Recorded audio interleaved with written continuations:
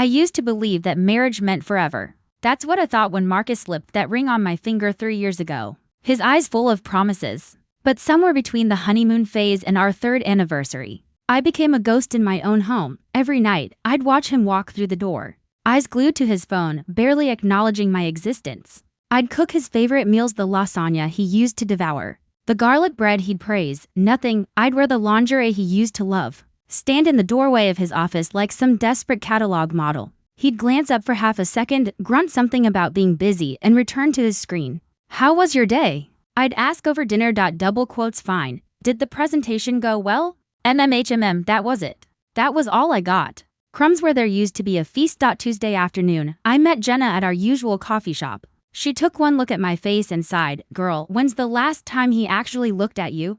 She asked, stirring her latte with more aggression than necessary. I opened my mouth to answer. Nothing came out. I couldn't remember. Couldn't remember the last time Marcus looked at me like I mattered. That's what I thought. Jenna said softly. That's when the poison started seeping in. My coworker Derek had been flirting with me for months, compliments about my outfits, jokes that lasted a bit too long, lingering looks across the conference room. I'd always brushed it off, laughed it away, but now those compliments felt like oxygen to a drowning woman. My sister Maya called that evening while I was crying in the bathroom, mascara running down my face after another silent dinner. Don't do something stupid just because you're hurt, she warned, her voice sharp with sisterly intuition. I'm not going to do anything, I know that tone. Whatever you're thinking, don't. But she didn't understand. She couldn't understand what it felt like to sleep next to someone who treated you like a roommate, to reach for your husband in the night and feel him shift away, to become invisible in your own marriage. I wasn't planning anything. I just wanted Marcus to see me again, to remember that other men found me desirable, to feel something, anything besides this suffocating invisibility. I didn't wake up that Friday morning planning to destroy my life. But by noon, sitting in my cubicle watching Derek laugh with another colleague, something inside me cracked, split wide open. I grabbed my phone. I'm going out tonight. Really out? Will you come? I texted Jenna. Her response came immediately, finally. Girl, yes? Let's remind you what fun feels like. That evening, I stood in front of my closet for 20 minutes, my hand hovering over the red dress. The one Marcus bought me 2 years ago for our anniversary. The one I'd never worn because he'd taken one look and said, "Don't you think that's too much for a married woman?" I pulled it off the hanger, slipped it on, zipped it up. The fabric hugged every curve I'd been hiding under oversized sweaters and conservative work clothes. For the first time in months, I felt powerful. Jenna arrived at 7, her jaw literally dropping. Holy shit. Marcus is going to lose his mind when he sees you. We walked past his office together. He was hunched over his laptop, blue light washing his face in that familiar glow. Going out with Jenna, I announced. My voice louder than necessary. Okay, he muttered without looking up. That word, okay, so casual, so dismissive. It shattered something in me that I didn't even know was still intact. I grabbed my purse and slammed the door hard enough to rattle the frame.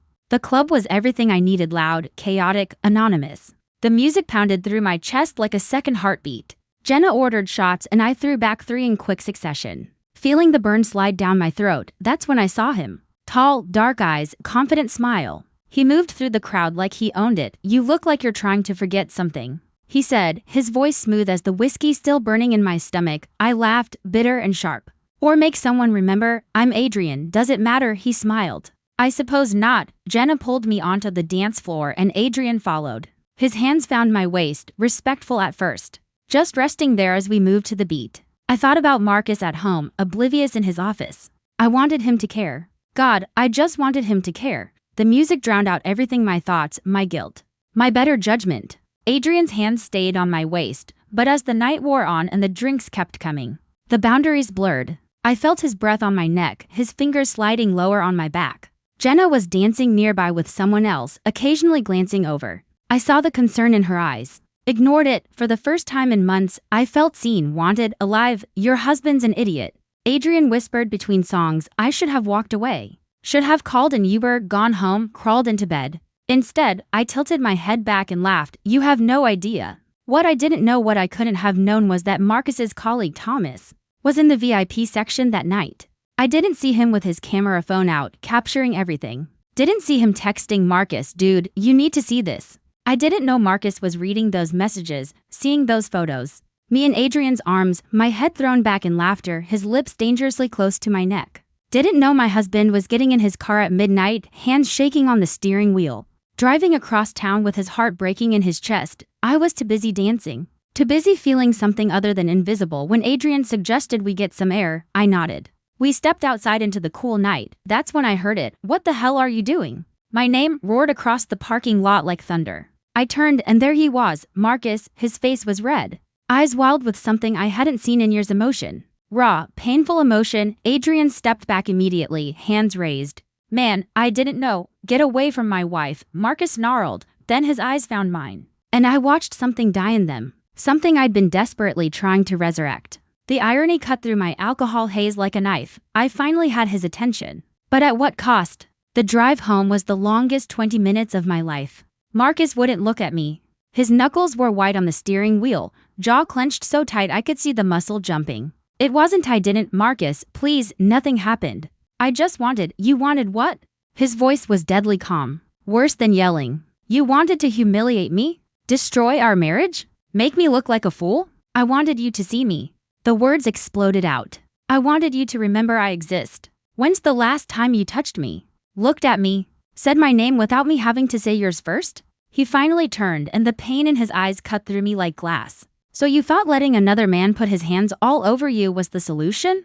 You thought betraying everything we built was going to fix us? We pulled into the driveway. Before I could respond, he was out of the car. I followed, my heels clicking on the hardwood like gunshots. Our house, the one we'd bought together, painted together, filled with memories, suddenly felt like a crime scene. Marcus went straight to the bedroom and pulled out a suitcase. My heart stopped. What are you doing? What does it look like? He started throwing clothes in without folding them. You can't just leave. We need to talk about this. He laughed, hollow and broken. Talk? You want to talk now? Where was this energy when I was working 70-hour weeks trying to make partner? So we could have the life you wanted? Where was this communication when you were apparently so miserable? You had to seek attention from strangers? I tried talking to you. You never listened. Because I was exhausted. He slammed the suitcase shut. I was killing myself to provide for us, to build our future, and you, his voice cracked. You threw it all away for one night of attention. My mother's words from the wedding echoed, marriage is work. The grass isn't greener on the other side. It's greener where you water it. I hadn't watered anything. I'd set it all on fire. Please don't go, I whispered, but he was already walking toward the door. He stayed at his brother Daniel's place that night. And the next. And the one after that. I called 17 times the first day. He answered once, I need space. Don't contact me. Maya came over on day 3 and found me on the kitchen floor. Still wearing the red dress, mascara streaked down my face. Oh honey, she whispered, pulling me into her arms. What did I do? I sobbed into her shoulder. What did I do? Jenna came by too, guilt written all over her face. I should have stopped you. Should have taken you home, but we both knew the truth. This wasn't her fault. It was mine. The photos Thomas took spread through Marcus's office like wildfire. His colleague Lisa called me, her voice tight with judgment.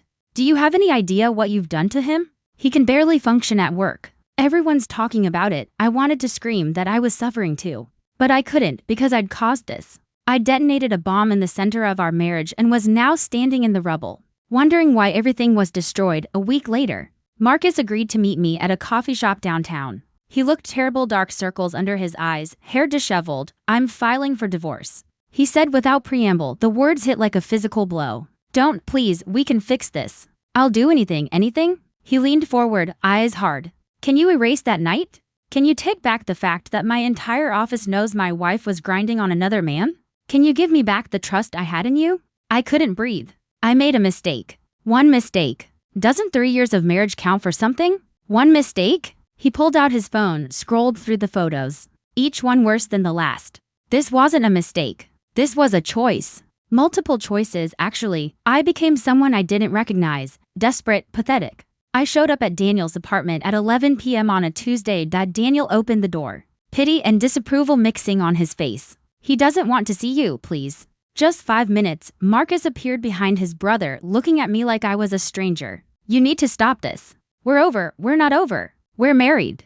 That means something. It meant something, he corrected. Past tense. I tried everything. Sent flowers to his office with apology notes. Called his mother, hoping she'd intervene. I raised my son to value loyalty, she said coldly. I thought you were the right woman for him. I was wrong. I went to marriage counseling alone. The therapist, Dr. Stevens, listened with a neutral expression. What were you hoping to accomplish that night? She asked. I don't know. I just wanted to feel something. To matter, and did you consider the consequences? I had no answer. The truth was, I hadn't thought past that moment.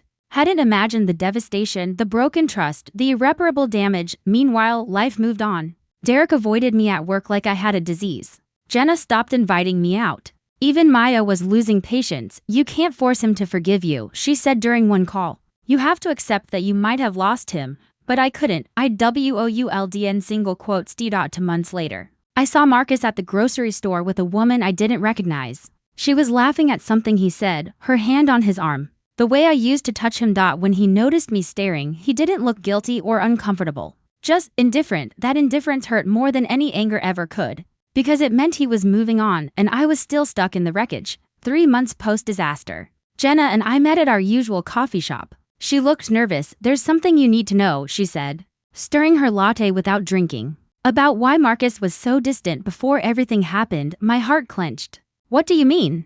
He was planning a surprise. A big one. She pulled out her phone, showed me screenshots Daniel had sent. Emails, receipts, conversations. He'd been working extra hours to save up for a second honeymoon. Paris, for your 4th anniversary. He'd booked the hotel, planned the whole trip. He was going to surprise you the following month. The words blurred as tears filled my eyes. He was also looking at houses. Bigger ones, because Jenna hesitated.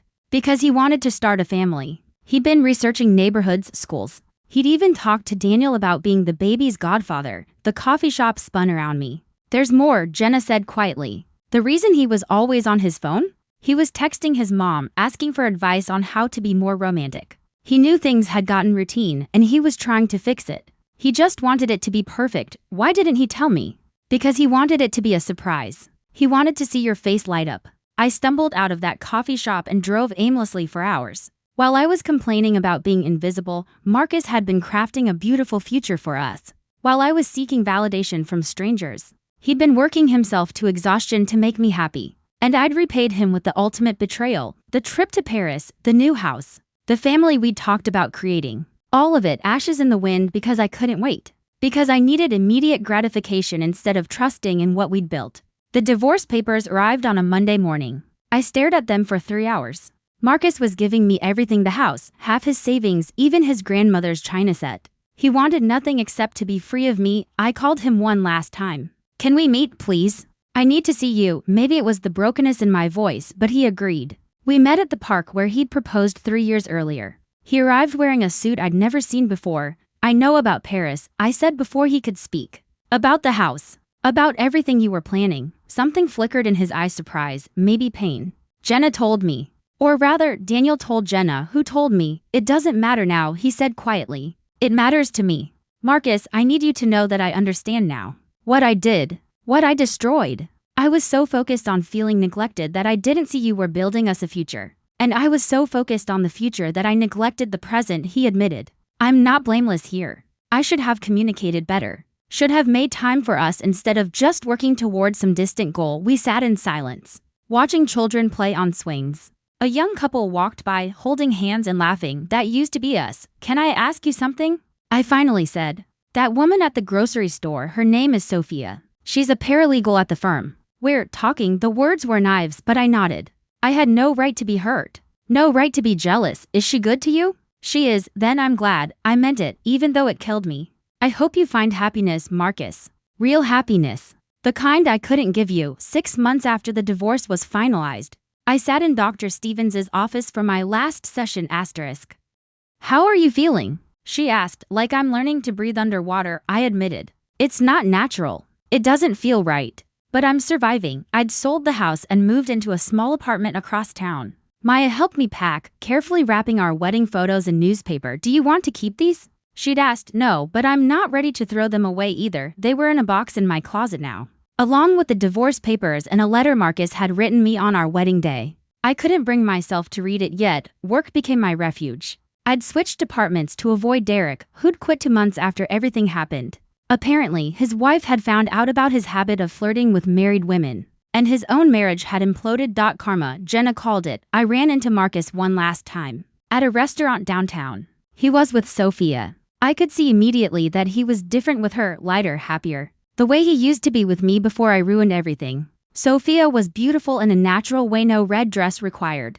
She laughed at something he said, and he looked at her like she hung the moon. He saw me watching and gave a small nod. Not cold, not warm, just civil. I nodded back and returned to my meal. Alone at my table with a book I wasn't really reading that night.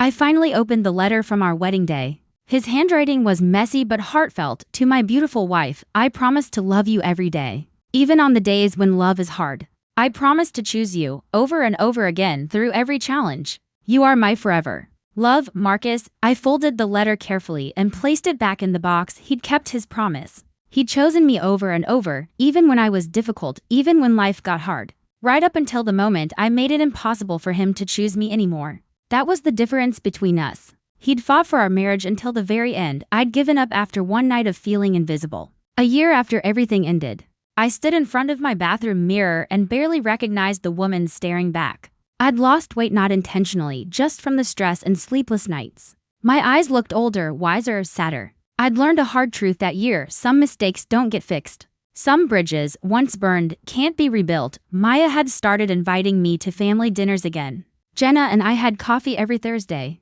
Dr. Stevens's words from our last session echoed, "Forgive yourself. Not because what you did was okay, but because you can't move forward while carrying that weight." I was trying. God knows I was trying. I heard through mutual friends that Marcus and Sophia got engaged last month. I sent him a text, the first in 8 months. "Congratulations." "I mean it," he replied hours later. "Thank you.